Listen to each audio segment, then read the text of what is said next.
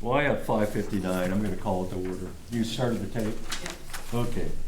I'm going to call the Tremont Planning Board meeting of March 28th to order at 6 p.m. Roll call. We have Lawson Wilson, Brett Witham, Beth Gott, myself, Mark Good. Jeff has said he is not going to be able to be here because he's on vacation, so I'll take a motion to excuse him. So moved. Second. Motion and second to excuse Jeff Young. All in favor? Unanimous, okay. Oh, adjustment and adoption of agenda, I don't see where anything. I do have a question. And I'm doing, first of all, it's been difficult, as some of you may or may not know, our code enforcement officer's ill, and it's led to some scrambling to get things together, and appreciate Jesse and thank him for doing all this last minute work. And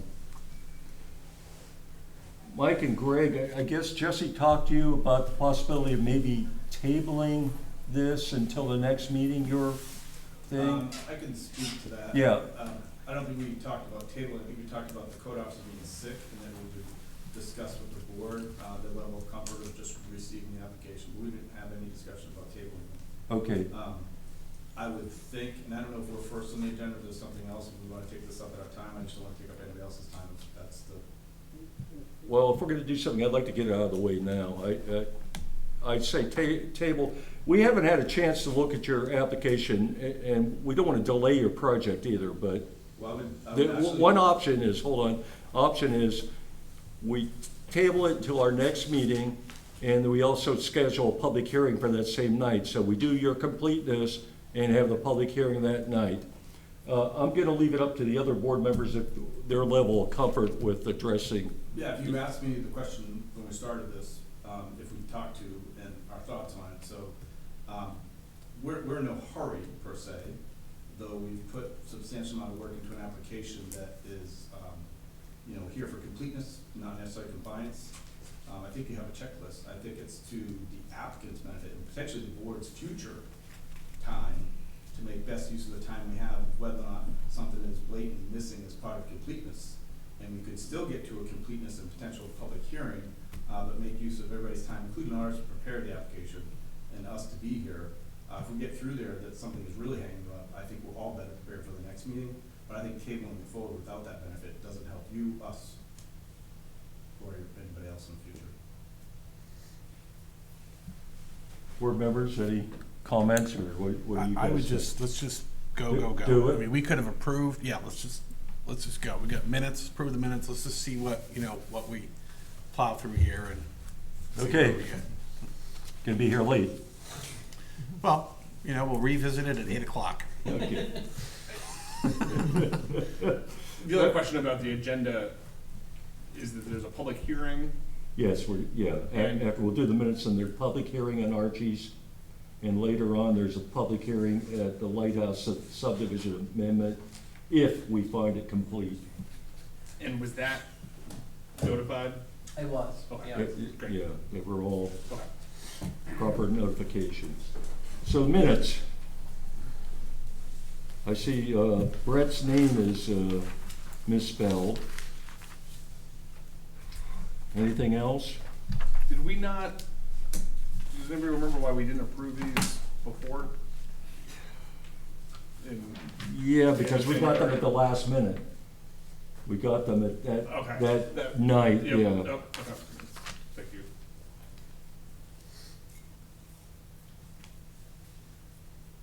I'll make a motion to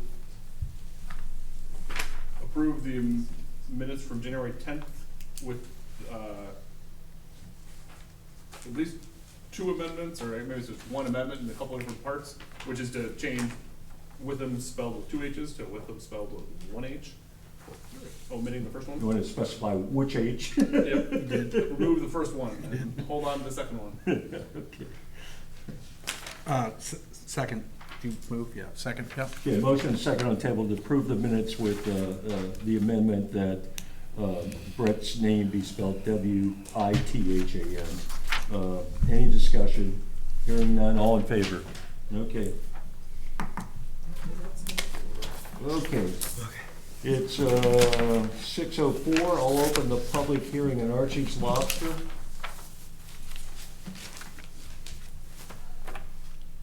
Any comments?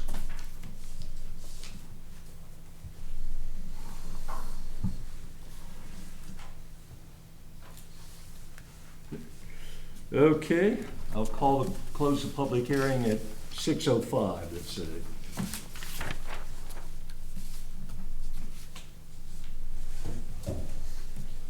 Okay, we've approved this with conditions.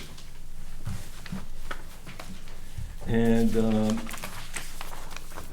she's come back to us with a new map, a new drawing with those conditions on there, as well as the well test.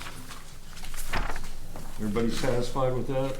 Just to clarify, we found it complete with conditions. Yes. They're not yet approved. Yeah.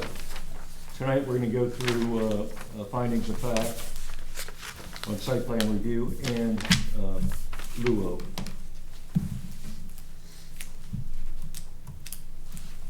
Okay? Yep.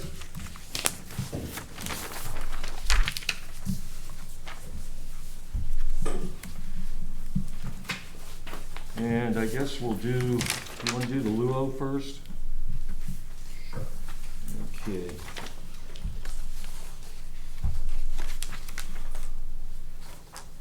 And we're going to need a vote on each one. Buffering standards.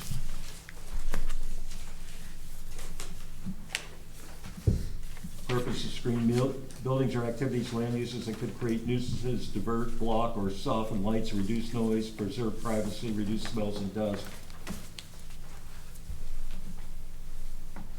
Jesse didn't have time to really fill in any comments on this, so probably we ought to have a comment in with our motion. Yeah. Yep.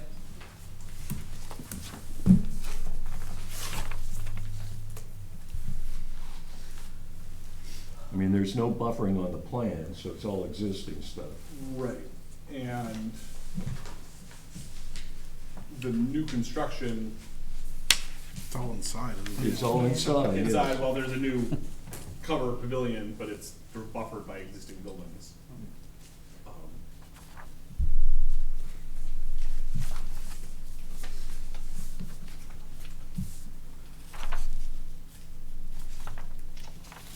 I'll make a motion that the buffering standards have been met because proposed, work is indoors and or, buffered by existing buildings. Second. Okay, motion second on the table to find the buffering standards have been met because the proposed project is indoors. And what was the second part, sorry? And buffered by existing buildings. Buffered by existing buildings. Any discussion? Hearing none, call for a vote. All in favor? 4-0, okay. Clearing or removal of vegetation for activities other than timber harvesting. I'll make a motion that the clearing and removal of vegetation requirement is not applicable because there's no removal of vegetation Second. part of the project. Motion second on the table, the clearing or removal of vegetation for activities other than timber harvesting conditions is not applicable because there's no clearing or removal of vegetation, right? That's right. Okay, all in favor? Okay. Cluster development standards, an easy one. I'll make a motion that the cluster development standards is not applicable because this project is not a subdivision or a cluster development. Second. Motion is second that the cluster development standards are not applicable because it's not a subdivision or cluster development. Any discussion? Hearing none, all in favor? 4-0.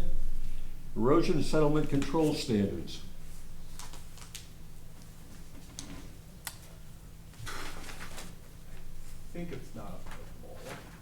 It certainly doesn't involve filling, grading, excavation, or things like that. Right. There's a new cover going in.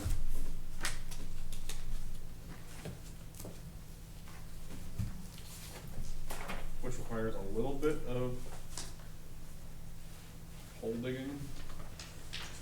New what going in, did you say? The pavilion pergola, it's Oh. called a 32 by 16 cover on our plan.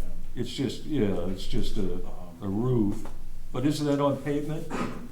It's over pavement. Right, there'll be some just disturbance there, but yeah, I'm gonna make a motion that the erosion sedimentation control standards are not applicable because there is no significant disturbance of soils and ground area. Second. Motion second to table to find the erosion and sediment control standards not applicable because no significant groundwork involved. Any discussion? Hearing none, all in favor? 4-0. Fill and excavation standards.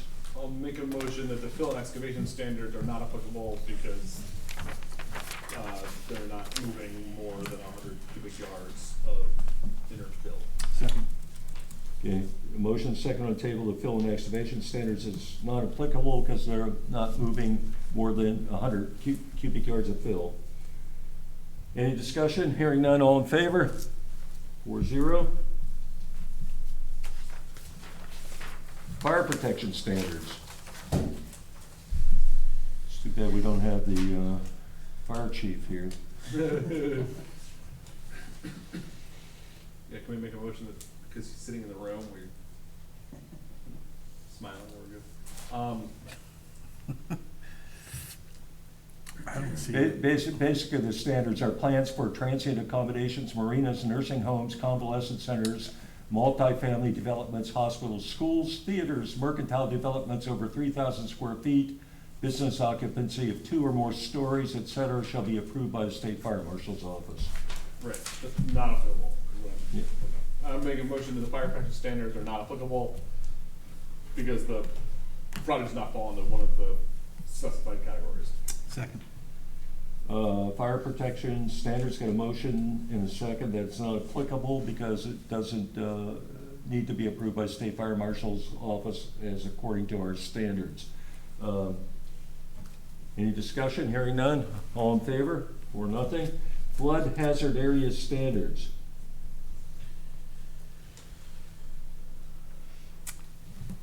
And that's a flood hazard development permit must be obtained from the planning board before any change caused by individuals or entities to improved or unimproved real estate begins with any areas of special flood hazard identified on the federal insurance rate maps for Tremont.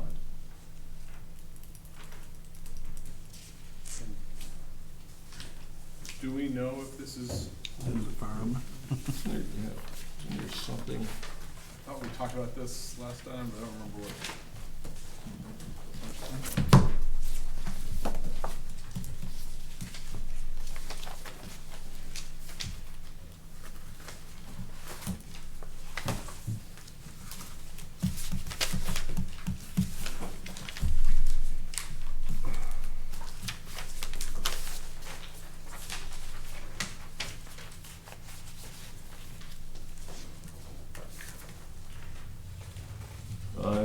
I have a copy of a FEMA flood map report here which says the property is an area of minimal flood hazard, flood zone X.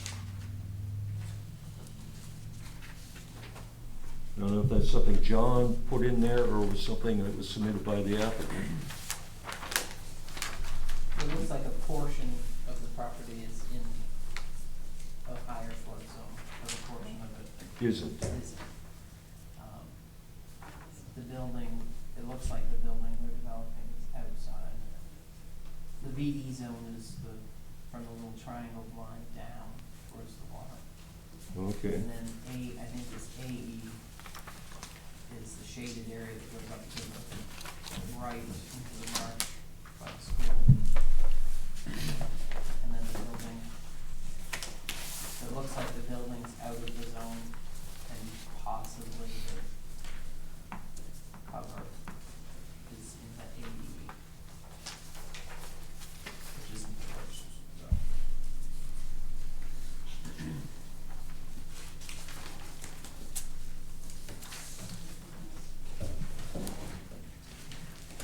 So not applicable? What? That's what it's not I'm applicable. just reading, there's a flood hazard development permit must be obtained from the planning board. Matt, do we issue We permits? don't do that. Yeah, for a price. Does the town issue? Yep, The town does it then, okay. yep. And is there a need for one here? I'd have to go through the flood ordinance.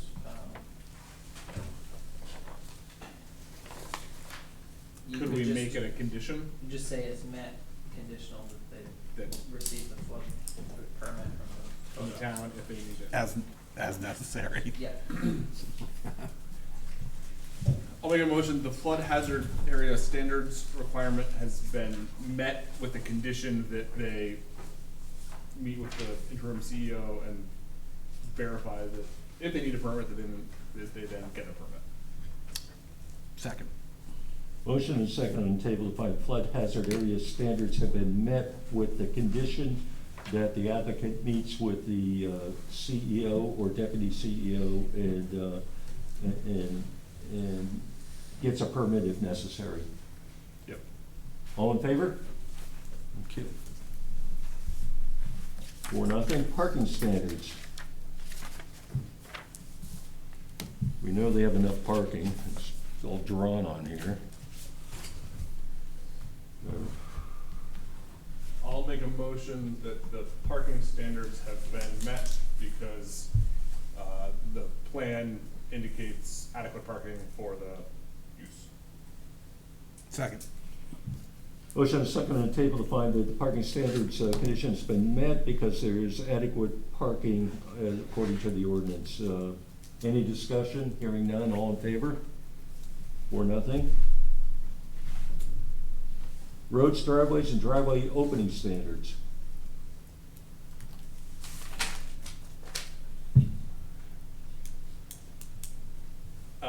Right, there's no new entrances. Right. I'll make a motion that the roads, driveways, and driveway opening standards has been met because there are, or maybe not applicable. Not applicable because there are no new entrances or exits. Sure, I'll second that. Okay, motion and second that roads, driveways, and driveway opening standards are not applicable, right? Yeah. Because Because there are no new openings. no new openings, okay? Any discussion? All in favor? 4-0, okay. Septic waste disposal standards.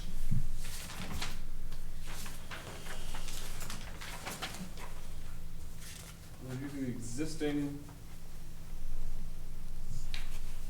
septic. And they're using the existing but have no replacement. Well, we Yeah. worked up a replacement, yeah, we've got an estimate, but we had Tim Gott come over and look at the existing septic, and he said it's fine. There was a misconception of whether it was a holding tank or not, it's not, it's a full-on septic. It's not a holding tank? Nope. We went and had Jimmy Norwood pump it last spring, and we put a new wooden pump or baffle on top of it, and it's all perfect. Huh. For some reason, I thought it was a holding tank, okay.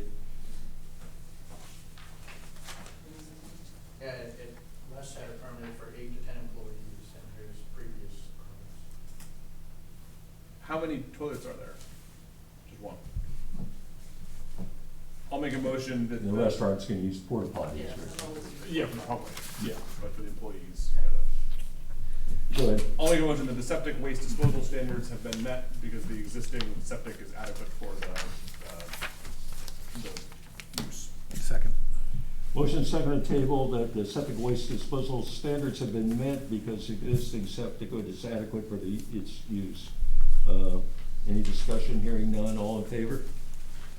Yeah. Boy, a big show of force, they had the unmarked car in town tonight too. Of course, it's not very unmarked if they got a sheriff's department plate on the front. Sign standards.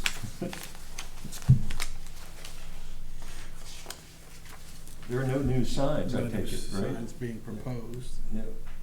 there's an existing sign that's not part of the application, and we'll have to worry about it. Yeah. I'll make a motion that the sign standards are not applicable because there are no signs proposed. Second. Part of this.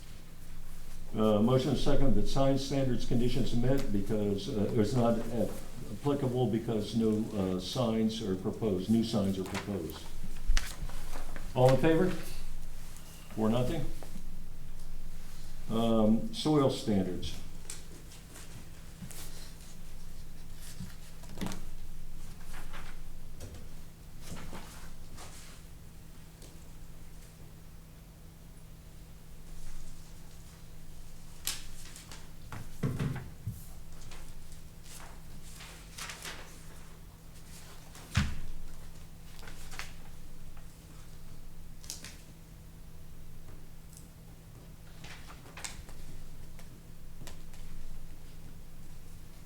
I'm getting tripped up by the line in paragraph L2 that says submittal of a soils report is required for any proposed uses within the shoreline zone.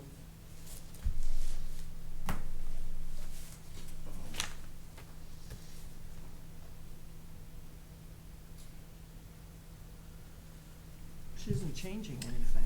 Right. Yeah, I guess Is the that question one- becomes whether, Maybe if you're installing something, because it says any proposed uses requiring subsurface waste disposal and commercial or industrial development. subsurface, yeah. So if you're doing a commercial use that requires a septic system, That makes sense for the first sentence, but then that parenthetical second sentence, where it says required for any proposed uses. Yeah, I think it depends on what you, I mean, they're still using it for the same, there's no new, right? there's not a new New use. I mean, there's a new kind of process within, you know, The the kids is overall. going from a truck inside a building. Yeah, I mean, Well, In fact, they should have just driven the truck inside the building. We didn't have to go through this whole thing.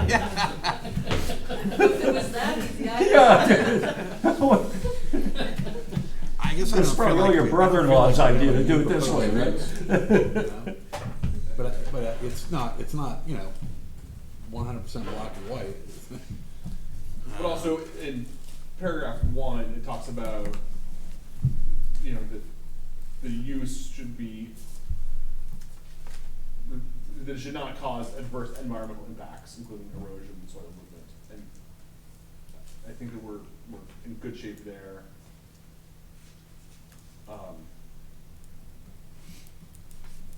It's basically all paved except along The northern. north edge and the water, correct?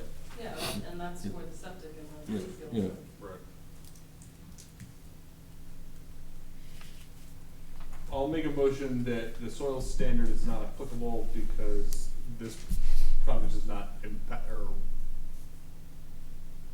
does not need the soils report. Will not what? Does not, like, let's see, because the project doesn't need soil, it doesn't impact the soil, the Pro- existing soil. The project has no impact on the Impact on soil. the existing soils. yeah. Second that. Okay, motion second that the soil standards conditions not applicable because the project doesn't have an impact on existing soil. Any discussion? Hearing none, all in favor? 4-0. Stormwater runoff standards. I just don't think this project impacts that at all. That's right. You're putting a roof over it, already an impervious surface anyway, so it doesn't. Right, so all construction should minimize stormwater runoff from the site in excess of the, well, it says in excess of the natural pre-development conditions.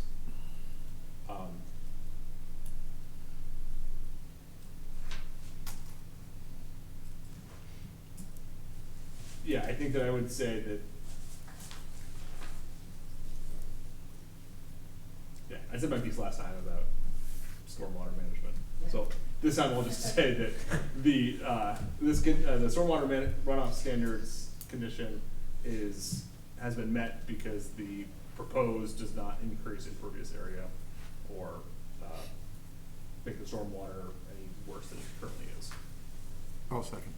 Motion and second on the table to find the stormwater runoff standards condition has been met because it's basically impervious surface and no disruption to the soil or to, Because the proposed project does not make the stormwater runoff any worse than it currently Okay. is. any discussion? Hearing none. All in favor? Or nothing? Water quality protection standards.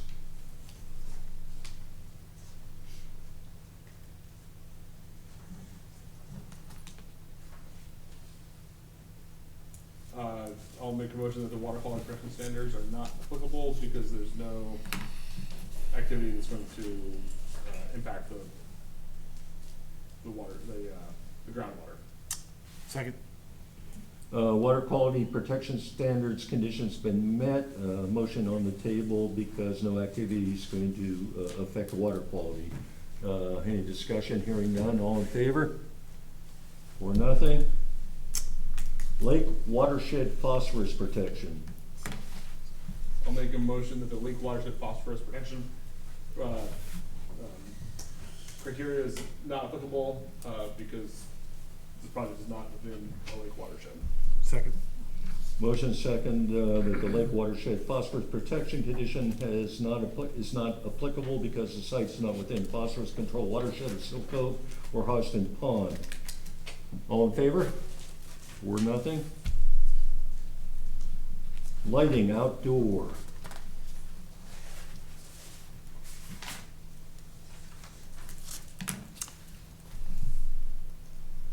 You're not having any new lighting. Yeah, they're not. I think I remember when the sun goes down, it's over, right? You wanna go home. That's right. I'll make a motion that the lighting requirement is, I guess has been met because there's no proposed lighting. Sure, I'll second. Lighting condition outdoor, the lighting outdoor condition has been met because there's no new lighting, right? Okay. All in favor? Or nothing?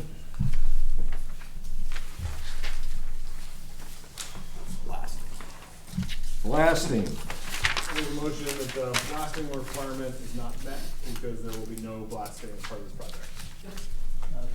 Not applicable. That's what I meant. What did I say? Has been Not met. Okay, sorry, has been not, is not applicable because there will be no I'll blasting. second that. Motion second that the blasting condition is not applicable because no blasting is proposed. All in favor? For nothing? Here's a good one. Temporary sale of food or merchandise. This is like the only application, this is not applicable. Every other one you do is not applicable.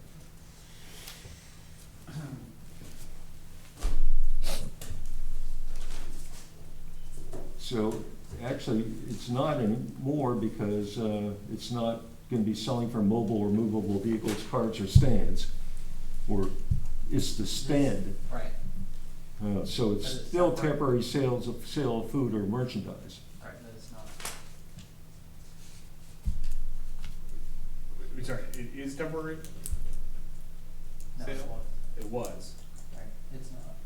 No, What, it won't be. the food truck? What? I'll still be using the food truck, Separate. separate.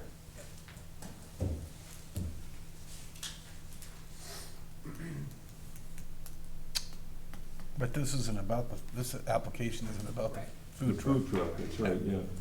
So, it's actually not applicable, even though it's. Even though it is not- almost, it's adjacent to the pickleball or whatever, it's like. It's not applicable to the application. That's what he meant when he said not applicable. Yeah, the double negative, yeah. I see. And so the food truck is permitted separately. Right. Yes. That's its own thing. Absolutely. I'll make a motion that the temporary sale of food or merchandise requirement is not applicable because it's not within this application, Second. not part of this application. Motion and second on the table, the temporary sale of food or merchandise condition is not applicable because the food truck is not part of this application, okay? Yep. All in favor? It's 4-0. Okay, I'll take a motion to approve the land use ordinance findings of fact. I'll make a motion to approve the land use ordinance findings of fact of Archie's Lobster. Second. Motion second on the table to approve the land use ordinance findings of fact for Archie's Lobster. Any discussion? Hearing none, all in favor? 4-0.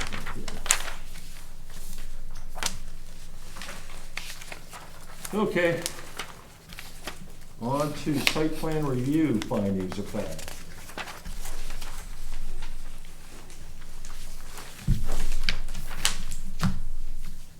And once again, we need a vote in each one. Utilization of the site, I'll make a motion that that the plan reflects the natural capabilities of the site and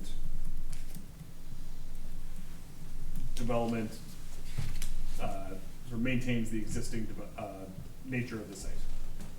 so it's been met. It's been met. That's your, Yes, okay. it's been met. Second. Motion and second on the table that the utilization of the site condition has been met because the plan reflects the natural capabilities of the site and preserves natural areas to the maximum extent possible. All in favor? 4-0. Adequacy of the road system. I'll make a motion that the adequacy of the road system criteria has been met, because the sort of access into the site and the roads are No new roads? just, Or, go ahead, I'm sorry, I didn't mean to put words in your mouth. I guess because the project is not anticipated to generate more than 100 peak hour trips. That's why it's been passed. I'll second that. Motion second on the table to find the adequacy of road system, condition has been met because, it won't be, create greater than 100 trips per hour, right? Yep. Okay. You could only wish, right? Yeah. All in favor? 4-0. Access into site. I'll make a motion that the access into this site, requirement has been met because the existing site access is to remain and is level and has adequate site distances in both directions. Okay. Have a second there, Brett? I'll second, yeah. Motion Yeah, is- Yeah, I will, yeah. It's just interesting to me because we're kind of, it's interesting that it is what it is because we don't have the truncated review, but we're passing on issues that are actually not raised by the application. You know, these are already, to me, these are not issues not even before us, but I will second the motion.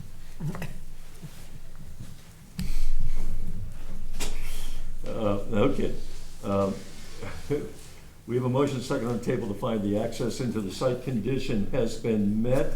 With me pointing out, for the stated reason, with me pointing out that the second site in there is spelled wrong. It should be SIGHD. Right, Greg? Access way, oh, we're gonna vote. Okay, all in favor? 4-0, okay. Access way, location and spacing. I'll make a motion that the access way, location, and spacing requirement has been met because the existing entrances and exits meet the requirements. Second. Motion second on the table, the access way, location, and spacing has been met for the stated reason. Any discussion? Hearing none. All in favor?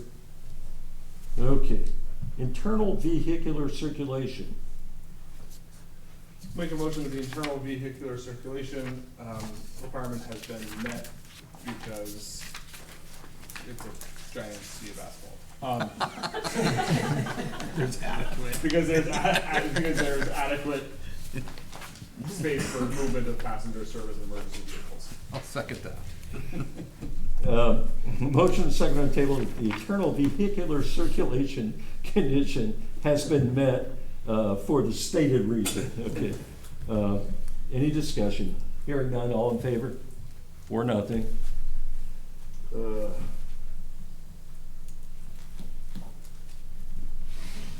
And parking layout and design, I'll make a motion that the parking layout and design requirement has been met because there's adequate parking as indicated on the plan. Second. motion and second on the table, the parking layout and design condition has been met. Did you say met, right? I did. Okay. Yep.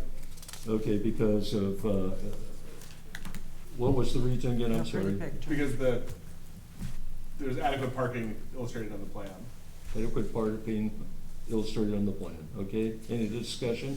I think, Hearing none? well, yeah, just while we're discussing things, I'll just make a note that the parking's not drawn to scale on the plan. And, in terms of like safety and organization of the site, there could be some lines would be helpful. There are lines There on are there, lines on the. painted on there? Yep, we did them last spring Sweet. before we opened. I'm Yep. quite satisfied. He Great. did it. Great. Okay. Do we need to vote on that then? All in favor? 4-0. Pedestrian circulation. I'll make a motion that the pedestrian circulation requirement has been met because there's ample space for people to move around. Second. Motion second that the pedestrian circulation condition has been met because there's plenty of space for people to move around. All in favor? 4-0.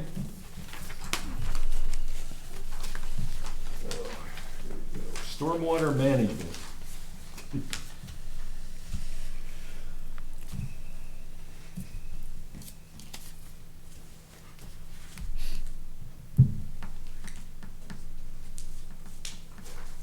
I'll make a motion that the stormwater management requirement has been met because the proposed product does not worsen the existing conditions.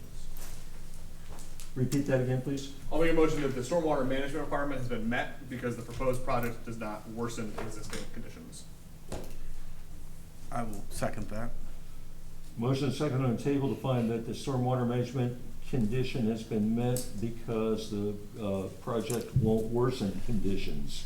I would say something like material impact or something. Does it materially impact, like, I don't know, worsen? That's helpful. It just Yeah. doesn't materially, because they're adding like a roof over asphalt. Yep, yep. That's a- So that's a as better- amended? It's an amended movement. You good with that? Yeah, you can amend it? We just Yeah. did. Okay. Yep, And you seconded the amendment? Sure, I'll second Okay. it. absolutely. Okay. Motion and second on the table to find the stormwater management condition has been met for stated reason. All in favor? 4-0. Erosion control.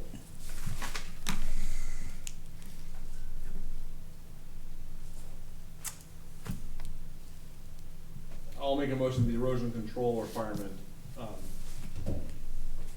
is not applicable because there's no changing topography or ground cover. I'll second that. C, answer on LOU review. Are we LUO?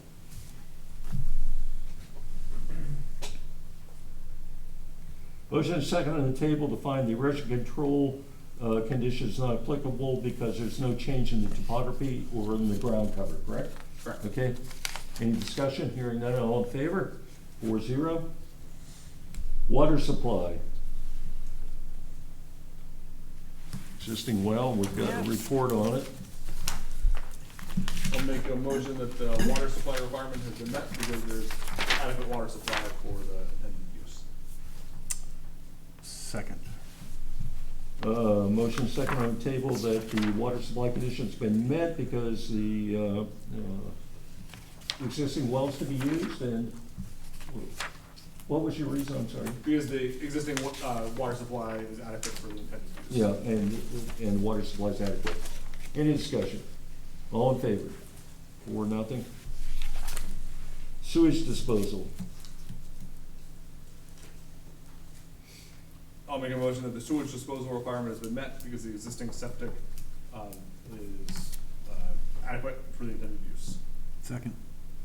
Motion and second that the sewage disposal conditions are met because the existing system is adequate. Any discussion? Hearing none, all in favor? 4-0. And utilities. There's really no new. No use, Util- right? Are you running new No, power? what we're doing is running the water to that middle building. Right. And that's really the whole impact of this Yeah. application. I don't think, is water a utility here? I don't think it's a utility. No, not in this section. Okay. According to this, it's electrical, telephone, Yeah. telecommunication service. I'll make a motion that the utilities requirement is not applicable because there are no new utilities being run. Second. Motion and second that the utilities condition is not applicable because no new utilities. All in favor? 4-0. Natural features. I'll make a motion that the natural features requirement has been met because the existing conditions are to remain. Second. Motion and second that the natural features condition has been met because natural features all are to remain. Any discussion? Hearing none, all in favor? 4-0. Beth, I assume you raised your hand. Oh, I'd yell if you, I'll bet you could too. yeah, I can, yeah. I've talked to your daughters. Groundwater protection. Make a motion that the groundwater protection requirement has been met because the proposed use does not, is far below the 2,000 gallons per day. Second. Yep, groundwater protection condition has been met. We've got a motion second on the table, because it's less than, proposed use is less than 2,000 gallons per day. Okay, all in favor? 4-0. Water quality protection. I'll make a motion that the water quality, protection requirement has been met because there's no, storage or discharge of materials that will contaminate the groundwater. Second. Motion second on the table that the water quality protection condition has been met because no storage or discharge of materials that could contaminate the groundwater or on the site. All in favor? 4-0. Hazardous, special, and radioactive materials. I'm assuming not applicable? Yeah, I'll make a motion that the hazardous, special, and radioactive materials requirement is not applicable because there are no hazardous, special, or radioactive materials part of this project. Second. Motion and second on the table that hazardous, special, and radioactive materials condition is not applicable because there is no storage of hazardous material on the site. All in favor? 4-0. Shoreland relationship. I'll make a motion that the shoreline relationship requirement has been met because there is no material change to the existing conditions at the site. Second. Motion second on the table to find the shoreline relationship condition has been met for the stated reason. Any discussion? Hearing none, all in favor? 4-0. Technical and financial capacity. We have a motion that technical and financial capacity requirement has been met because Didn't we have something in the original application? good business. Well, they're doing the work themselves. Oh, yeah. Yeah. I couldn't remember how we handled it. So should we say it's not applicable, or should we Yeah, say it was it's? one or the other. Yeah, I they would were say doing it's the work been- I would themselves. say I think it's been met. Yeah. Yeah, it's been met because Yeah. we're satisfied, or we're convinced that there's the capacity to do the project. Okay, can you make that as a motion, maybe? I'll make a motion that the technical and financial capacity requirement has been met, because the applicant has demonstrated they have the financial capacity. Second. Okay, motion is second on the table that the technical and financial capacity condition has been met because the applicant has demonstrated they have the financial capacity. All in favor? It's 4-0 again. We're sailing right through this. Solid waste disposal. make a motion that the solid waste disposal, requirement has been met because they've indicated a place for the trash on the plans and have a plan to dispose of it appropriately. Second. Motion is seconded on the table to find the solid waste disposal condition has been met for the stated reason. All in favor? 4-0. Historic and archaeological resources. I'll make a motion that the historic and archaeological resources is not applicable because no portion has been identified as containing historic or archaeological resources. Second. Motion is seconded on the table that the historic and archaeological resources condition is not applicable because no portion of the property is identified as containing historic or archaeological resources. All in favor? 4-0. Floodplain management. I'll make a motion that the floodplain management requirement has been met.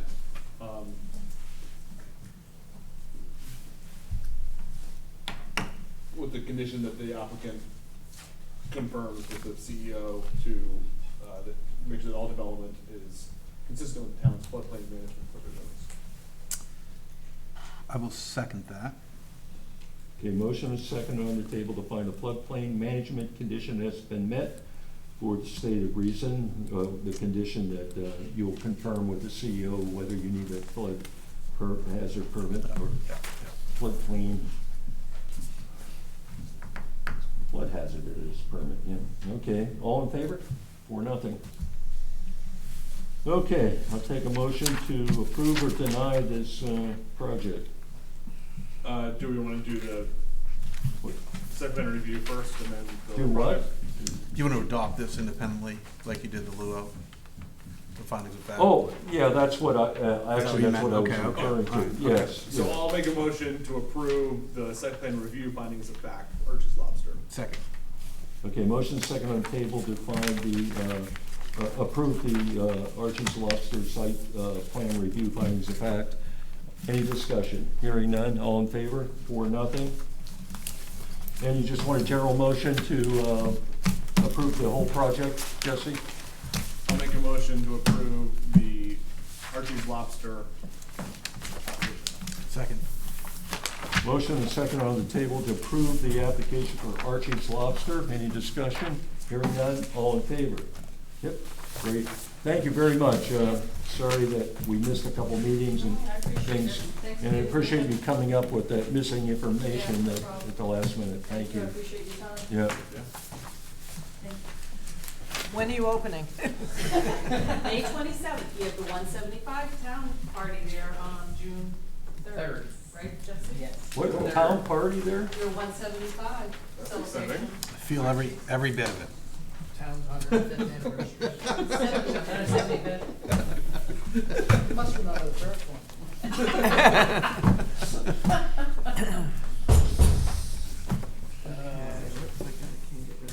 Okay. Moving right along here, we have okay, subdivision application for Orchard Hills is next on the agenda. And we're going to, this is completeness review. And You must have had, in it's in the 30th. the white book, Oh. Oh, I should have we have a checklist here for completeness.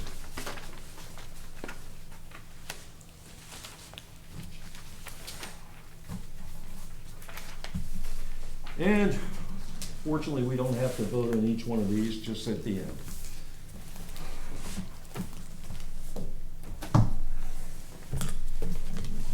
Okay. Location map.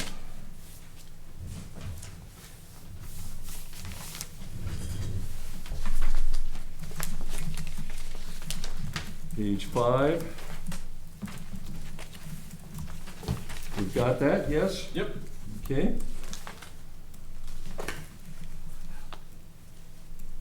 Any existing subdivisions in the proximity of the proposed subdivision?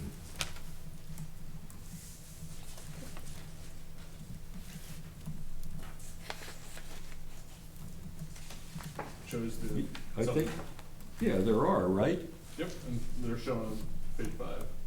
On page 5 too? Okay. So we got yes there. Locations and names of any existing and proposed streets. I like this, you got this all organized, so it just. The site plans are all the way in the back. Is that where, it's on there? Okay, thanks. I'm realizing myself that they're actually too small to read. I'm sorry, say that again? They're relatively small, the ones that are in the binder, but there's also a large one in the back, so if you wanted to spread out a large one where you could see it, it might, I know it helped me. Yeah, well, okay. If we need to, thank you very much. I'm sure we'll be looking at that a little more closely if this gets fun complete as well. The next step. So we got the locations, names of any existing and proposed streets. Yep. Any boundaries of zoning districts with designations? Page 8.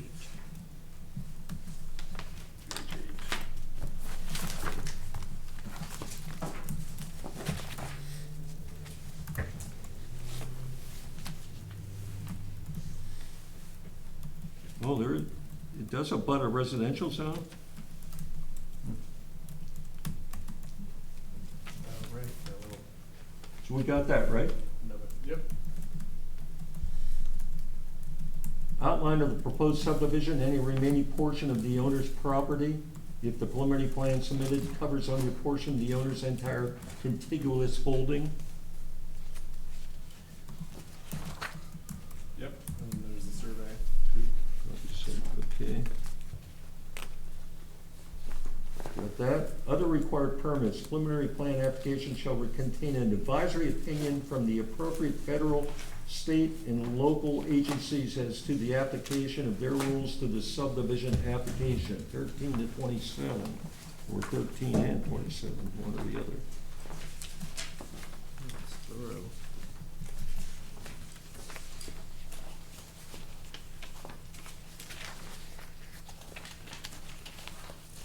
Nice to have things organized, Greg, thank you very much. It's gonna happen once in a while. Or should I thank Mike for paying for you to be organized? So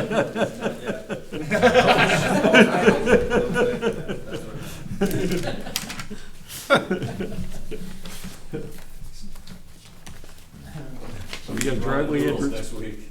I'm sorry, what? I'll be eating ramen noodles next week.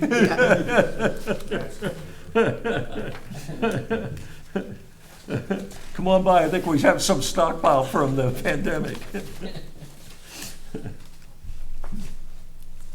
So yes, it looks like there's, Looks like we have everything. you know, Preliminary plan shall be submitted in 2 copies of 1 or more maps or drawings which may be printed or reproduced on paper with all dimensions shown in feet or decimals of a foot. Preliminary plan shall be drawn to a scale not more than 100 feet to the inch. Board may request such scale as it deems appropriate for the application. And 8 copies and 8.5 by 11 or 11 by 17 submitted to the board, so we got all those, right? You know. And scale. What's your scale? 1 to 50 feet, 1 inch, so we're okay there. Can we check this one? Yes? yes, yep. There are lots of little subparts to it, but. Proposed name of subdivision. We got that. Evidence of right title, interest in property. We got that. Field survey of the boundary lines of the tract giving complete descriptive data by bearings and distances made and certified by a licensed land surveyor.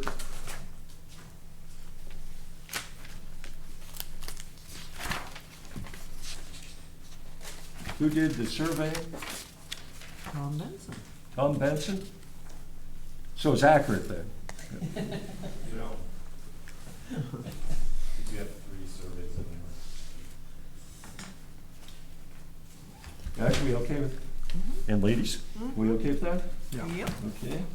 Date the plan was prepared, north arrow, graphic map scale, names and addresses of the owner of record, subdivider. 36.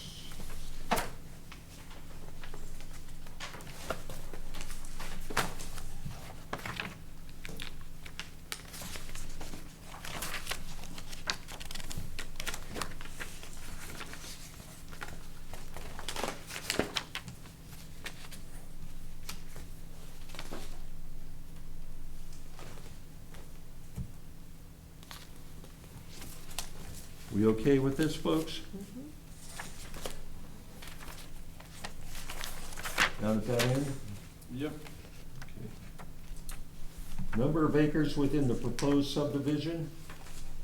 Location and vegetative cover type together with any existing buildings, water courses, and other essential existing physical features.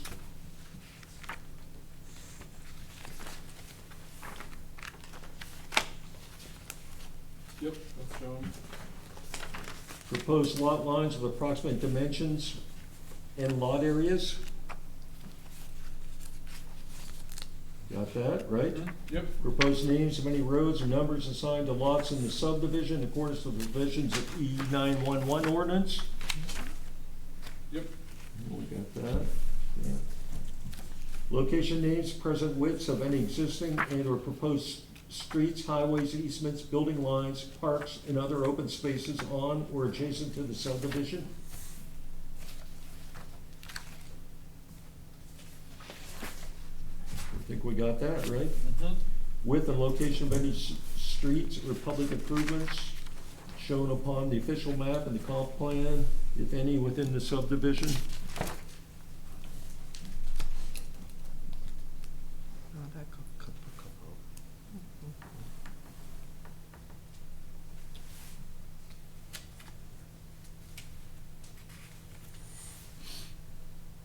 We okay with that, folks? Yes. Yeah. Okay. Sorry. Any parcel of land proposed to be dedicated to public use and conditions of such dedication? There's none proposed, so Yep. what are we gonna find that not applicable? I mean, I think that for today, it's Complete. complete. Okay. It's included mention in it, of it.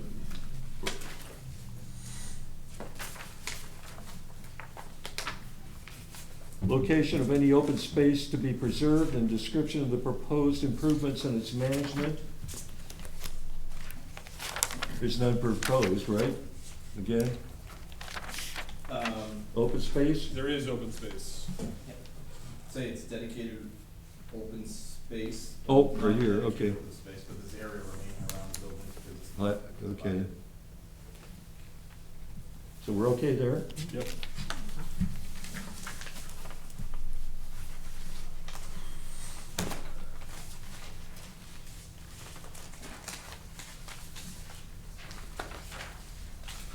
Names and addresses of owners of record of adjacent property, including any property directly across an existing public street from the subdivision.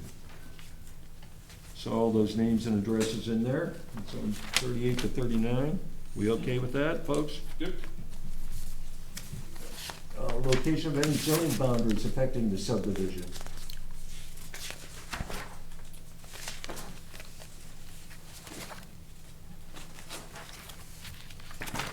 Yep.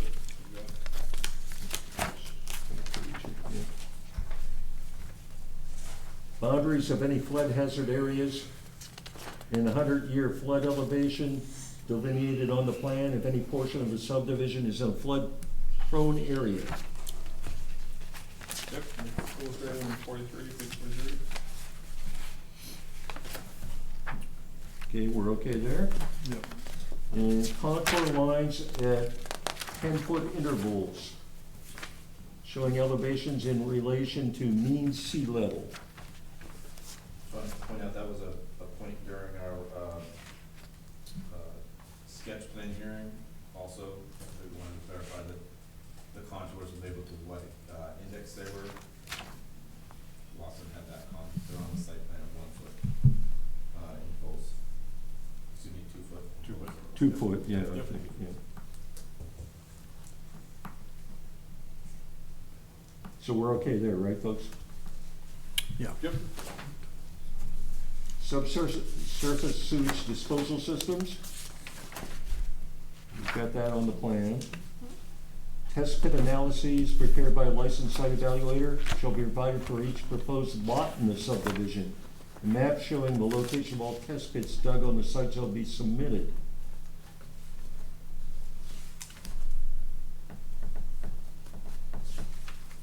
What's the distinction?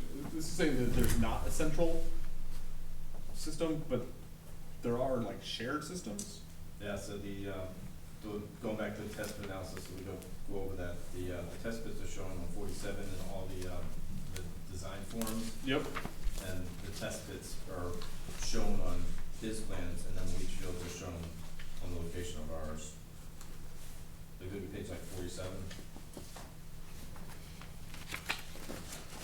Or 48, 49, I guess you would say.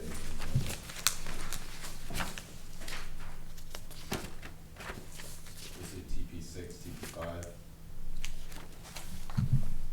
Yeah. Oh, there it is. Yep. Then those leach fields correspond to the leach fields shown. Oh, I see. Proposed. Yep. Yep.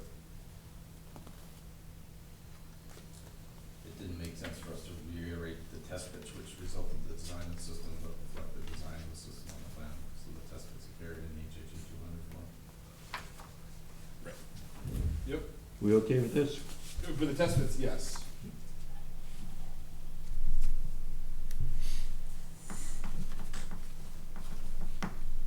Were you looking at something else? Yeah, it's the next one, talking about a centralized or shared. Jared, subsurface. subsurface sewage disposal system.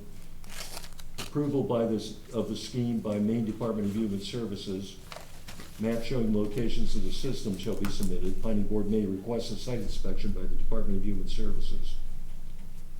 And so I just wanted some clarity about Trace that. that back, that's a provision in the subsurface rules where any system over 2,000 gallons per day is considered engineered and central, and that requires more than local plumbing inspector approval, has to go to DHHS. So if you have those, you need LPI and DHHS, and when you aren't exceeding 2,000 gallons per day, it's not necessary. So if you were to redesign everything and put it all in one single system, then you would. You have a central. You'd have system. central, but you've got That- enough real estate here, enough land, Right. they can separate into 3 smaller ones. or- Yeah, and that makes the infrastructure efficient. Yep. Closer to the units. Right. Okay. Thanks, makes sense. Satisfied? Yep. Okay. Evidence of adequate groundwater supply and quality may be requested by the board. It shall be submitted by a well driller or a hydrogeologist familiar with the area. 67, 69.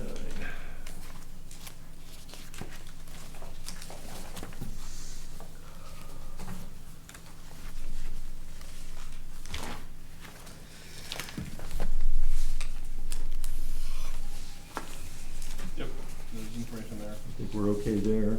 Yep. Copy of the most recently recorded deed for the parcel, copy of all covenants or deed restrictions, easements, rights of way, or other encumbrances currently affecting the property. We have that. Yep. Copy of any covenants or deed restrictions intended to cover all or part of the lots in the subdivision. 71.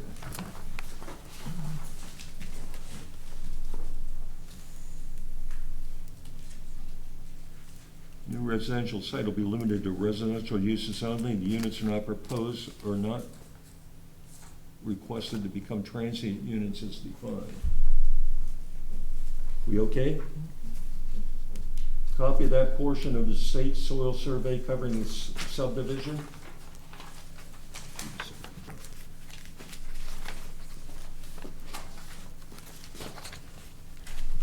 Yep. Yep.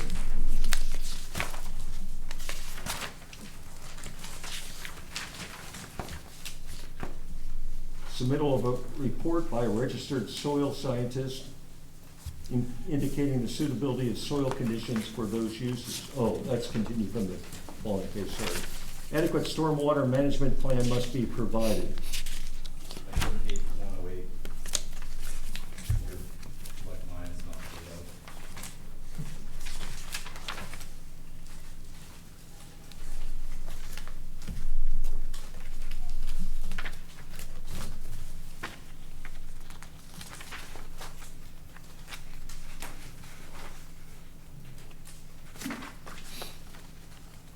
Yep, Okay. there.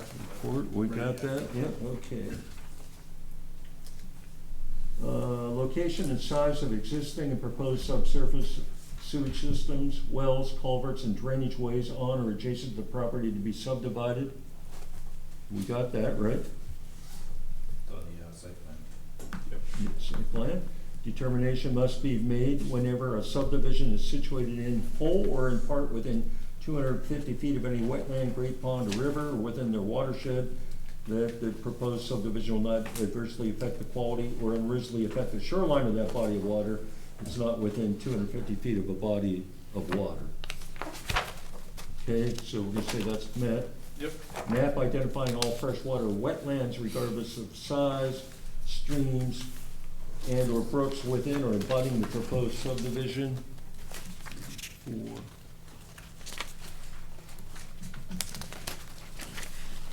we've got a map, and we've got. see. Yep, We're okay? yep. Yep. Estimate of the amount and type of vehicular traffic to be generated on a daily basis and at peak hours. 5, 6.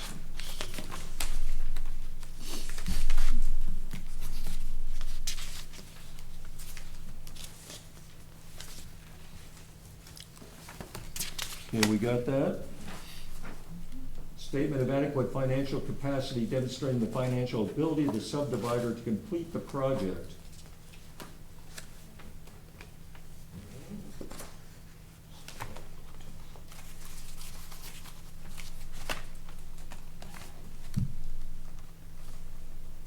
Yep, we got a letter from the bank. Yeah, we got that letter from a bank, okay? It's not Silicon Valley Bank, right? I've never heard of this bank.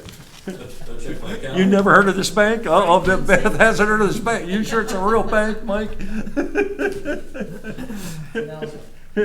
See the address. Yeah. Franklin Savings Bank. It's save at the sign of the sock. Keep keeping up. Okay.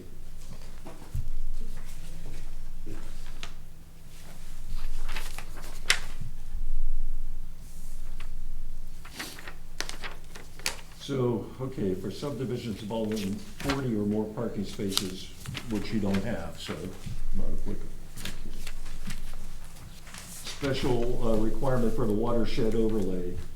Watershed overlay consists of all those areas lying within the watersheds of Foxton and Silco Ponds. Boundaries shall be presumed to be those shown on the Water Marine Resources map of the Tremont Comprehensive Plan. Okay, so the site's not within those, so we're okay there.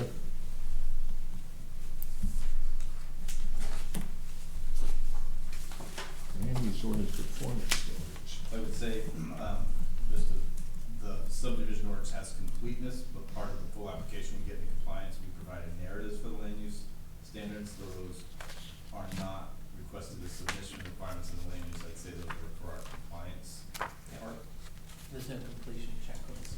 for land use. Yeah. So, maybe there for a future discussion. Gotcha. So all we have to do is, Make a motion. motion to find it complete and schedule the public hearing, yeah. I'll make a motion to find the Orchard Hill LLC, application complete. Do I hear a second? I'll second. Second. Motion and second on the table to find, the application for Orchard Hill LLC complete. Any discussion? All in Well, favor? just Well, as a point of discussion, I'll just commend the applicant for an exceptionally well done and well organized. I don't know how long that took us. Yeah, But- very easy to Yeah, follow. It's I- absolutely record breaking. Yeah. Yeah. And, like, I don't know, I would advise our CEO to keep one of these on hand as an example for future applicants, because it makes our job very easy, so thank you. Yeah, what he said. Yeah, thank you. I'll sell it to you guys.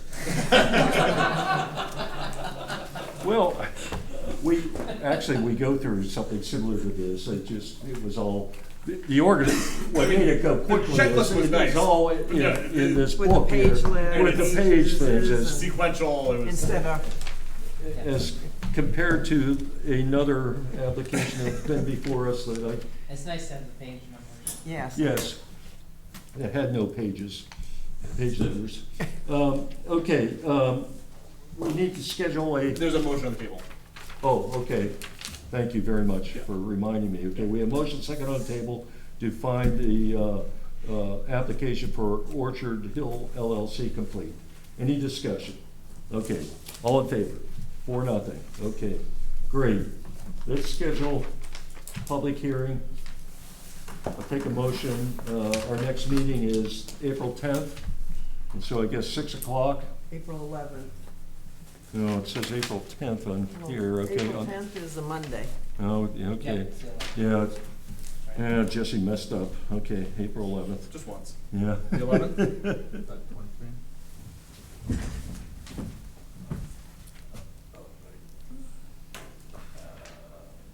Does that, Well, does that work for you guys? The applicant and his engineer? That's 2 weeks, The 11th? the 11th. does that work? You for okay with the applicant? 11th? Okay. I'll make a motion to schedule the public hearing for the Orchard Hill subdivision for, April 11th at 6 PM here in the Harvey Kelly meeting room. Okay, I'll second that. Motion second on the table to schedule public hearing for 6 PM, April 11th. Public hearing on Orchard Hill subdivision, right here in the town office meeting room. All in favor? Okay, 4-0, okay.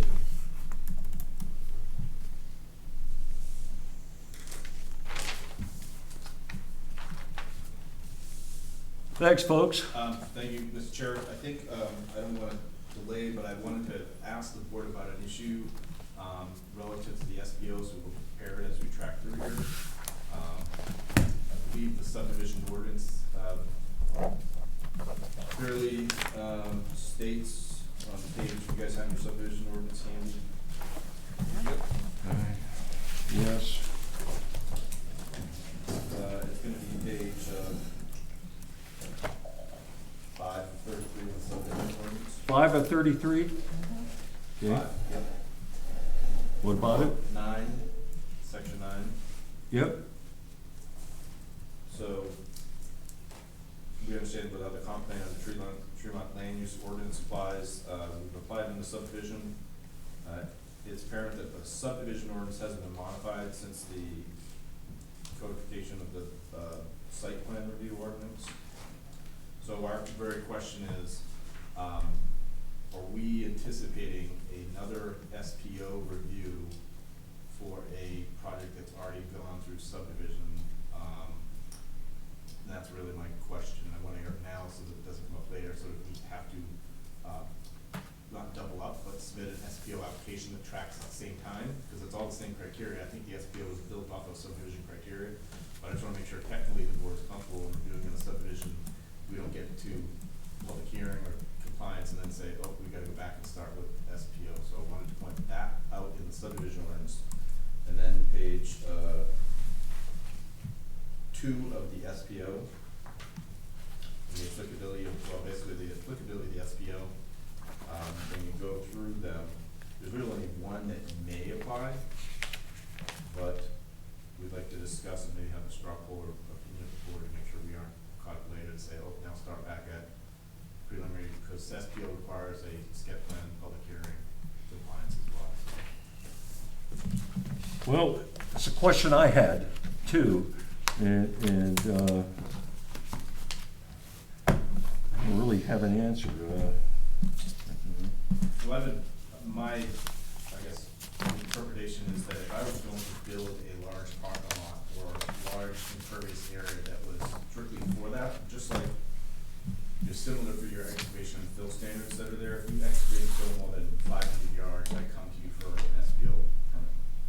If I am building a home that requires an accessory of 500 cubic yards as part of my already permitted use, I don't come get a separate SPO because I've got my building permit, right? So things that may be ancillary or accessory to what you're getting approval for,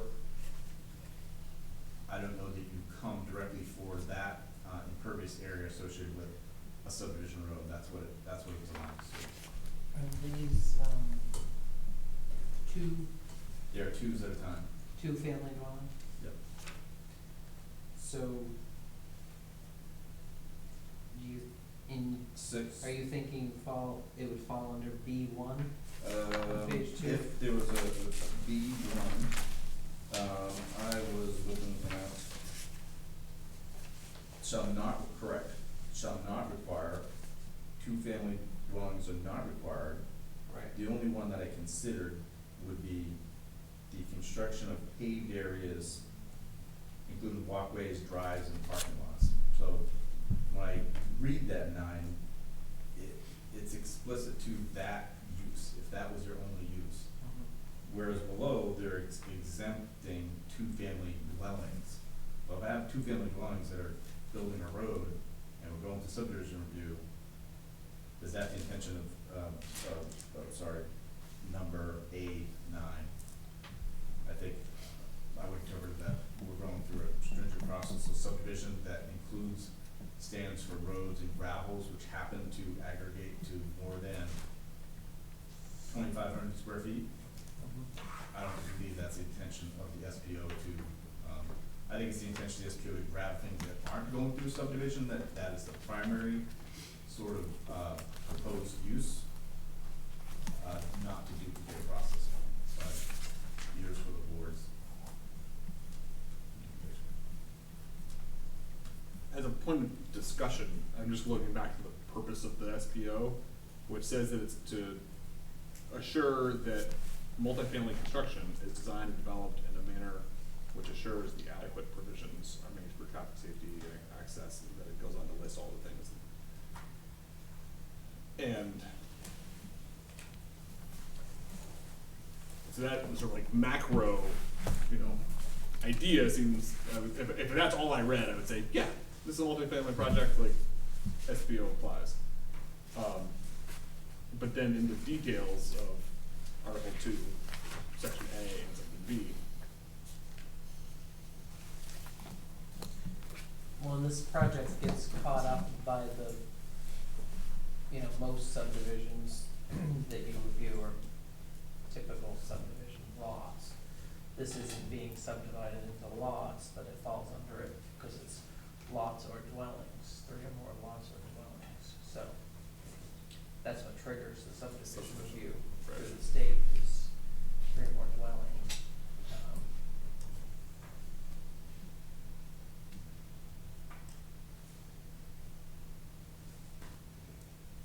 There would be a lot of redundancy to go through.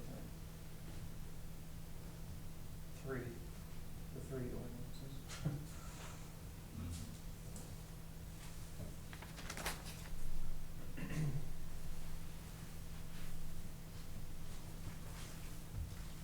But I also, I can appreciate,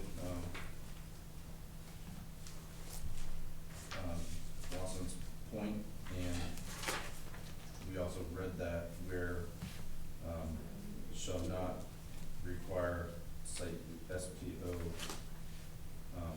two-family dwelling, including accessory structures, but I think the SPO appears that if things weren't regulated as a subdivision, it would garner those things which didn't qualify for a subdivision, which they were either, all the other things we see. When you look at the standards, they're drawn from the, subdivision ordinance.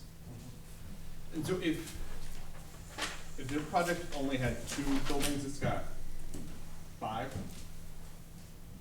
But if it only had 2 buildings, then it would not trigger subdivision, Jesse? They only had 2 dwellings. Two dwellings, okay. to one. Right. So if it had just one building with 2 dwellings, but still had 2,500 feet of pavement, Yeah. then it might trigger Site plan. site plan.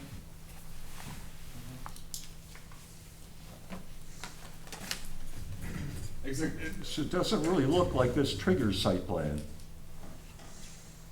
Well, like you said, it's, depending on how you interpret it, the only thing that really catches is the 2,500 square feet Right. pavement. So do you need to go through the whole site plan because there's 2,500 square feet of pavement is essentially No. what they're asking. I think that where I'm at is, like, I think that we need to make sure that the public health, safety, and welfare of the community are protected. And we can do that using the subdivision ordinance. And the LUO does still come into And play. the LUO for sure. Yeah. You know, covers a lot of that. And so, If the only trigger for site plan review is is A9, is that what I'm hearing? yep, yep. Isn't that just all about like stormwater runoff and drainage? Yeah. That's what that's getting at. Yeah, but I think it's also sort of like the size of the project. If you're gonna do a big project, then we should make sure that we check, go through the ordinance and check all the things. And so, yeah, this is a big project, so we should do that, but I think we're gonna do that using another ordinance. Well, yeah, the subdivision Right. within the Yeah. LUO. Right. I mean, we should just, if we're gonna do that, we should just make it clear, motion and. And essentially waive- I don't think we need to do it tonight, we can, but I think we need to, unless you guys, what's that we're looking for, that decision Well, tonight? I would say that I'd like to, because of how timelines play out with advertisements, and then the invocation of the 3 steps of the SPO, which are the exact same steps as the subdivision, I wanna get it behind us, because if not, we go back to a sketch, we go back to a completeness, we go back to a public hearing, so. Right. I'd say, a motion that would say the applicant is under subdivision review and jurisdiction of subdivision ordinances is what I would hope, so that we're not tagged later, which would be, that would be more of a delay, and I didn't wanna belabor tonight, because that's something that would be important.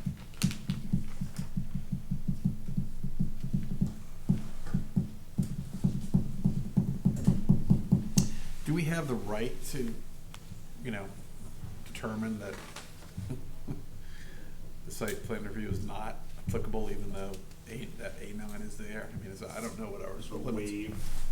I don't know the limits of our discretion. I think- Right. Yeah. I think we do. Yeah, I think that's something about we can, to interpret and, yeah. Somebody wants to challenge your decision, they have the means to do that. If they were gonna challenge your decision, they could challenge us following as well. Yeah. Yep. I understand what they're saying. I have not gone through and compared. I know, Like, right, so- like, like, is I'm there not some going through- requirement in the SPO that's more stringent than the subdivision and? It amazes me that this doesn't trip site plan review. I mean, we just had to do site plan review on somebody moving a kitchen inside the building. Yeah, but, And this but is a big actually, trip. most of what we went through was not applicable or didn't even. I understand, but we still had to go through, but I don't wanna go through it unless we have to, let's put it that way. I think it trips it if you didn't have subdivision review. Then it would go through site plan review. Yeah, we'd have to find, I think we'd have to make an express finding that in our judgment, the public is protected adequately through the subdivision review process and in a manner that is substantially similar to site plan review, or if not, the same.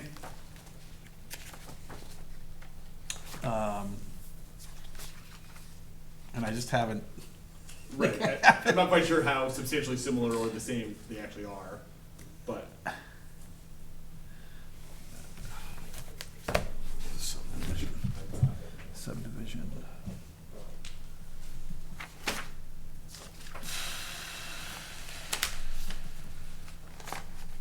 do, in the subdivision ordinance, I mean, we do have standards that deal with runoff and that sort of thing, Yeah, so I'm stormwater. gonna take a look right now and just see if I can sort of. This is the first time I've ever looked at it. We've ever, Well- had- at least for like, as long as I've been on the board, we've ever actually, I don't think we've Well, looked. at we've that. never had a subdivision like this come before us since It's I've been more on like the a board. cluster housing, kind of, no?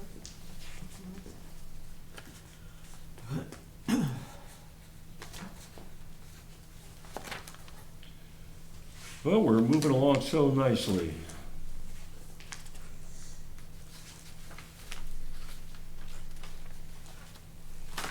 Pollution, sufficient water, municipal water supply, erosion, traffic, sewage. It's the same, it's the same stuff. Municipal solid waste, Historic- aesthetics, cultural, natural, conformity with local, financial and technical capacity, surface wells, groundwater, flood areas, freshwater, farmland, river, stream, stormwater, spaghetti lots, lake phosphorus concentration.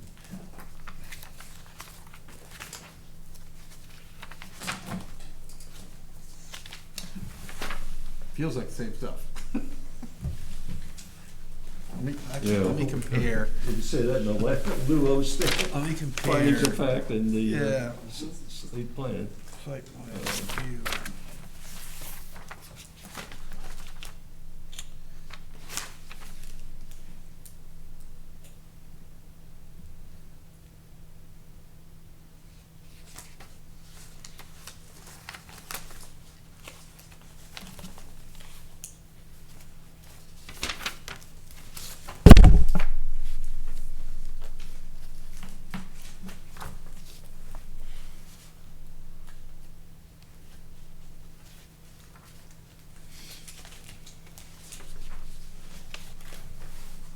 I have my manual here.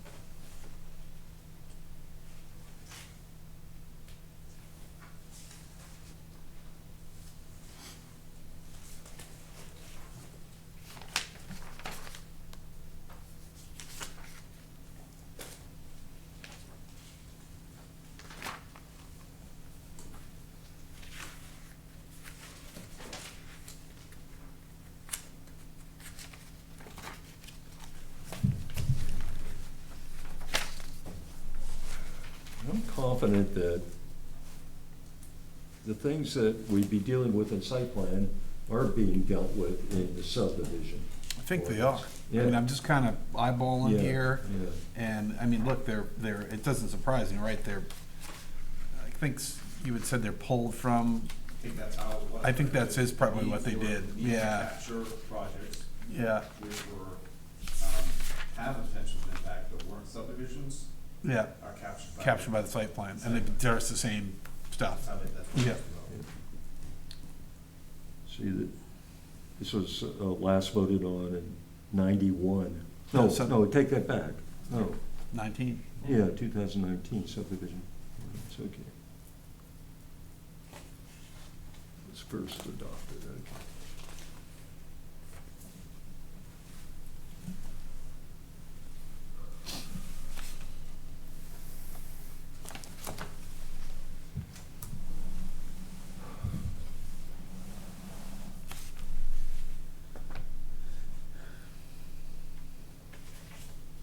I mean, look, there's some risk to you guys too, right? Yeah, I I mean- think that, in the board itself, you made a decision now, you always have the opportunity through a compliance and review to decide otherwise. I think some guidance, is good at this time, but obviously we know anything could change, whether you wanted more information or you wanted to out there. And you want to know tonight? Well, if the board's propensity was, if it was SPO, I would be doubling up our next meetings, and I would be asking that the board to consider our pre-application of our next meeting for the SPO. We'd have an SPO application, because there is an SPO application. You'd waive the site visit, and then it would catch up on completeness. But, I believe that with the land use ordinance in effect and the generation of the SPO following, the subdivision ordinance, I think that it's clear they're meant to capture projects and make them comply with the land use ordinance, and that's what's accomplished by it. What if we made a recommendation and then asked our CEO slash town manager to sort of confirm that we're within our rights to make that recommendation? And knowing that it's possible that if we have legal counsel that advises us to proceed differently, that we do that, that would mean that it's possible that you wouldn't know that. I wouldn't know it. I would, if You'd be party to if you whatever guys made we found out. say a straw poll or a decision that you were comfortable with, and he backed it up, I would know, before, because the sketch plan for a SPO doesn't require any notification. We would have, at our next meeting, a 10-minute, here's a sketch plan, we've already heard all about it, in Right. fact, you already have it. Right. And then we'd move on to a completeness of the SPO, and then we'd be where we are. If we weren't, we'd be back, then we'd be in the public hearing for that. That making sense to the board? Yeah, I tend to agree with the applicant based on kind of what this comparing. What do you think, Jesse? Sounds fine to What's that? me. Sounds fine to me. So we would make a recommendation. Jesse would then contact an attorney Counsel. or attorney Yep. to find out whether To just, it's okay to proceed this way. exactly. And if we made a mistake tonight, So be that it. doesn't really give him an answer tonight. Well, it does. I think if you, for us, had a general opinion, or motion, if you Yeah. would, and that is backed up by counsel, then we're gonna proceed. And if it's Right. not, we'll be prepared to have sketch plan at the next hearing, which is already scheduled for public hearing. And we'll then have a dual process every night, 2 arms in there. Same things. What were the same things? Do we want to ask for counsel's advice or just not ask for counsel's advice? That's the other. I think I think you ought to have. we ought to have it, despite, never mind. All right, I'm gonna take a crack at a motion here. Okay, okay. Subject to the code enforcement officer obtaining advice of counsel, you know, I move that the board find that the application, Orchard Hill subdivision, and the sort of the intent and overall intent of the land use ordinances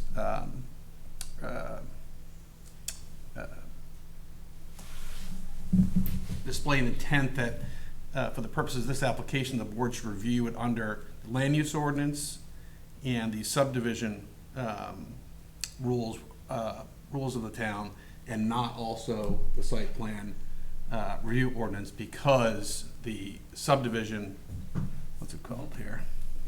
subdivision ordinance. The subdivision ordinance substantially covers the same materials as the site plan review ordinance In the LUO too. and the LUO. Yeah. Yeah. Second motion. I know it's long, Okay, but I you'll have don't to know make if I it better, Jesse. I don't know if I can restate that exactly. Jess will make it better. Stated. But, the motion Basically what I'm is saying is- second on the table, Yeah.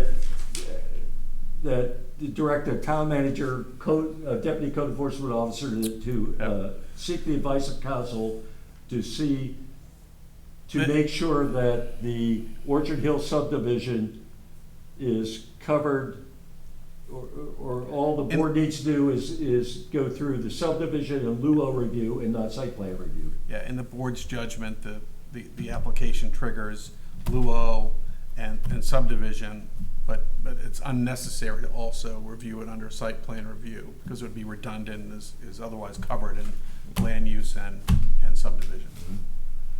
In the board's judgment. You kind of have that, Jesse? Yep. Okay. Motion is second on the table. Any discussion on that? Hearing none. Vote? 4-0. Thank you, guys. Yeah, we'll see.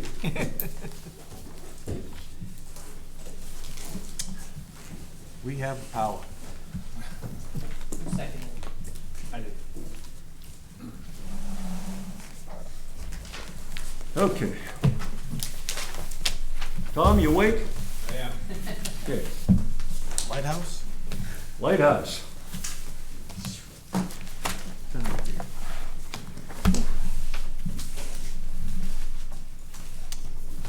And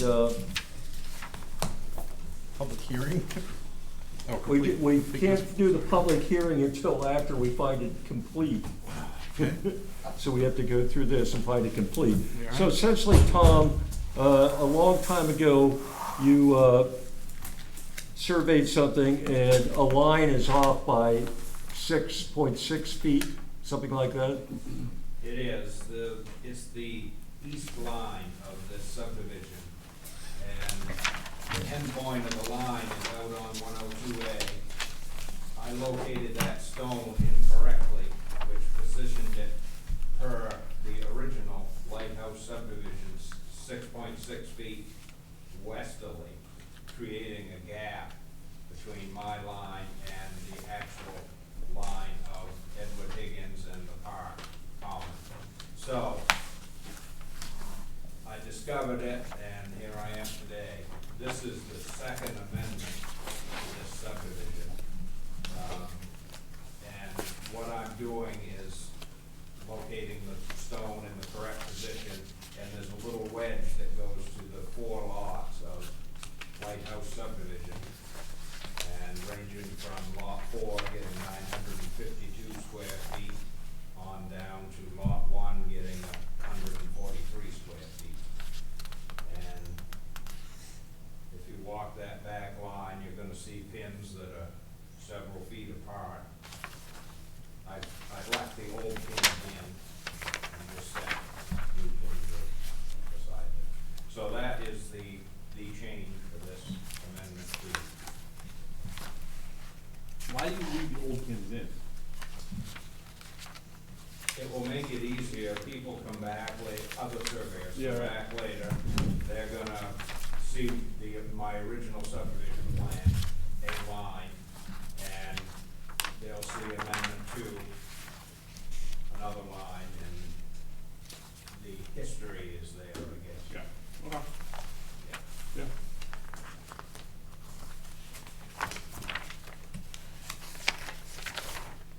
Any other questions, folks? Questions? Otherwise, we can get through this. Okay? Location map adequate to show relationship to adjacent properties. Here's a copy of the Tremont tax map. An existing subdivision in proximity of the proposed subdivision.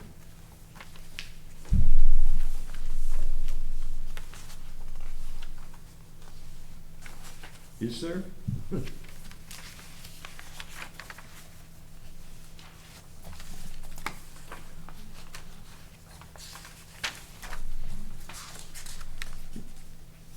Yeah, because there's Higgins and Lighthouse, right? That is Higgins and Lighthouse is the same, he developed it, Oh, okay, he okay, is the developer. okay. So we're okay there? Yep. Locations and names of any existing proposed streets. We see Arnold Road, Guard Road, Route 102A, and Lighthouse. So we're all set there. Boundaries of zoning districts with designations, listed in notes on plan.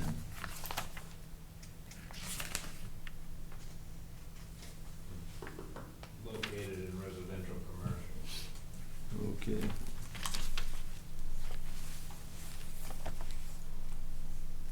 Outline of proposed subdivision, we have that. Other required permits, not applicable, nothing else required.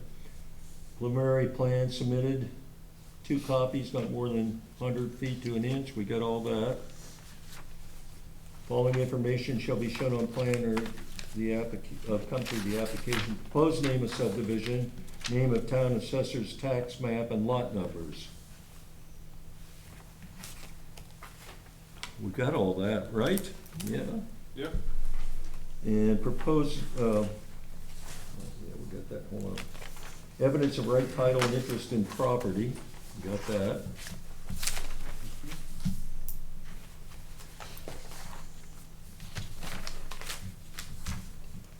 Field survey of boundary lines of the tract.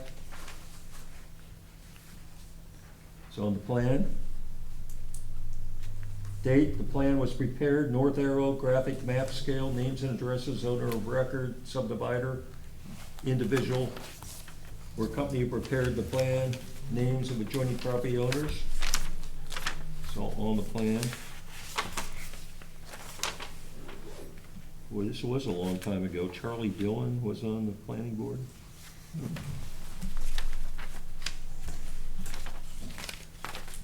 Number of acres within proposed subdivision, location of vegetative cover, any buildings, water courses, other essential physical features.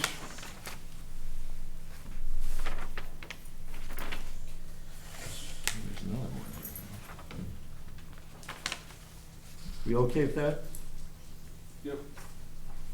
Proposed lot lines with approximate dimensions and lot areas. It's on the plan. Proposed names of any roads and numbers assigned to lots. The lot numbers are in the plan. Roads are existing and labeled, as we mentioned before. Location, names, and present widths of any existing and or proposed streets, easements, building lines, parks, or other open spaces or adjacent, on or adjacent to the subdivision. On the plan, width or location of any streets or public improvements shown on the, upon the official map and comprehensive plan, if any within the subdivision. We got all that, right? Yeah. Parcel of land to be dedicated to public use and the conditions of such dedication, not applicable, right? There's no public Right. use. Yeah.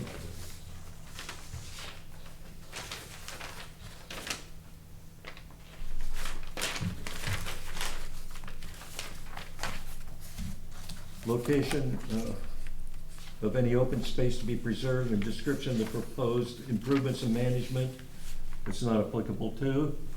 Correct. Names and addresses of owners of record of adjacent property, including property directly across an existing public street, we've got that.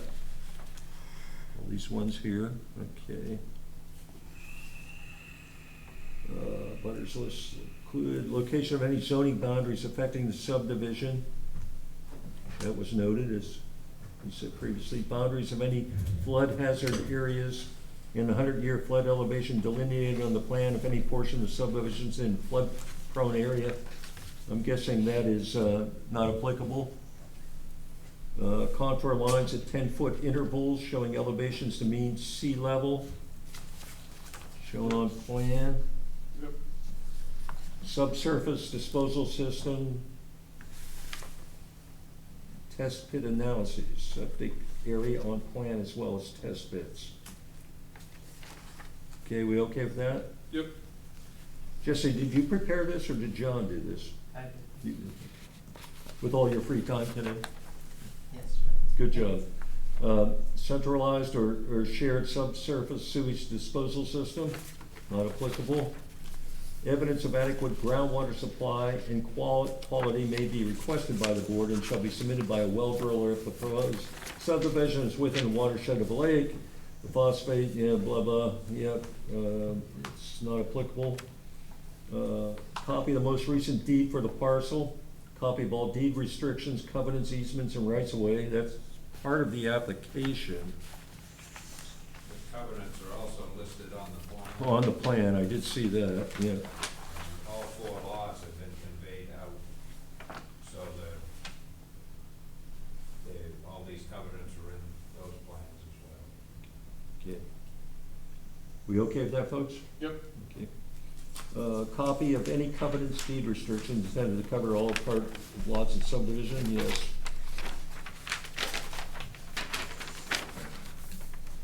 Copy of that portion of the state soil survey covering subdivision.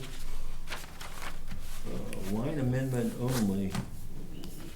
Jesse, what do you mean by line amendment on the plan? Yeah, where it's just a line amendment, I don't think it's Okay. applicable.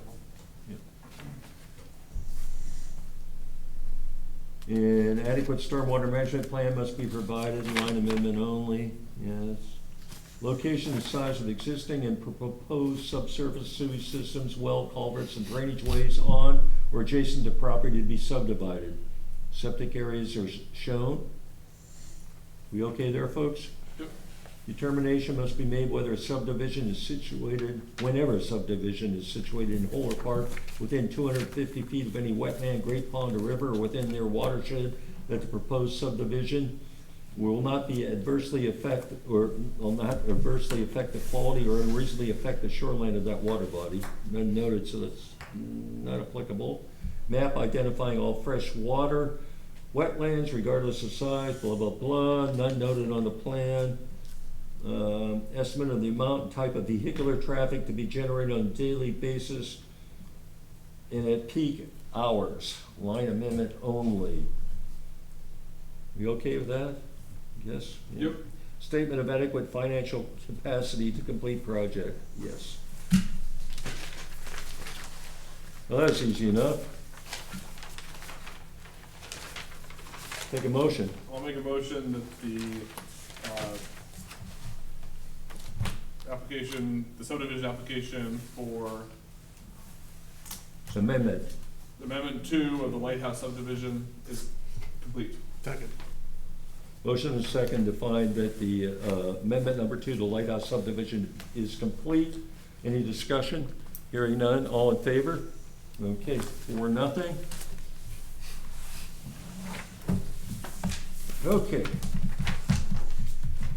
Now, I will open the public hearing on the Lighthouse subdivision amendment at 7:48.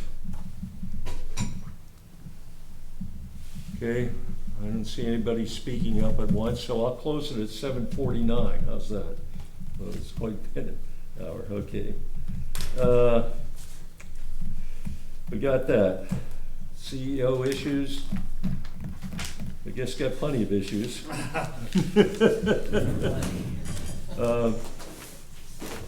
I will say that Noel Musson will be coming at the end of April, right, our second meeting in April, Yep.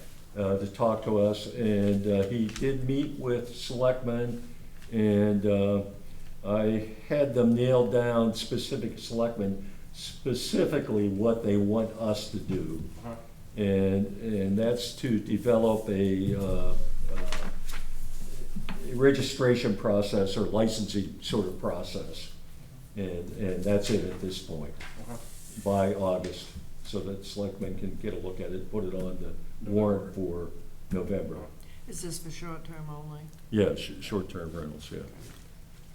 And it's mainly, the first step is to get an idea of how many there are and, you know, are there issues, blah, blah, blah. So that's that story. Well, if you talk to John, just wish him my best. Yeah, I was gonna say You for the talked to record. John, gee, yeah. Yeah. You think somebody ought to Motion go out for there and Steve's check on recovery. him? We can Second send, we can that. send Stu Marcoon, he'll go. Stu's on vacation. He's on vacation, we can't even send him over? Oh, They must have had enough of the Great Have a Shootout. We do have a town office employee that lives in Des Moines. Not too far from Marlboro. Okay. Set date for the next meeting, that's April 11th. Take a motion for that. 6 o'clock right here. I'll make a motion to schedule our next meeting for Tuesday, April 11th, 6 o'clock. Here in the meeting room. Second. Okay, motion second on the table, to set the date for next meeting, April 11th, 6 o'clock right here. Any, I'll vote, I'll call for a vote. 4-0, and a motion to adjourn. So moved. Okay, We got through everything. all in favor? Yeah, yeah. Yeah, I was leery about the, thanks, Tom.